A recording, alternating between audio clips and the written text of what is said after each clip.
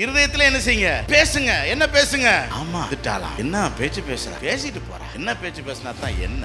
என் கூட கர்த்தர் இருக்கிறார். அவர் பார்த்துக்கிட்டு நான் என்னத்த சொல்ல? நான் சொன்ன நான் கேட்க போறா? யார் பேசிக்கணும்? நீங்க ரோட்ல நின்னு பேசக்கூடாது. நம்ம ஆத்திரத்தெல்லாம் எங்க கொட்டுறோம்? ரோட்ல.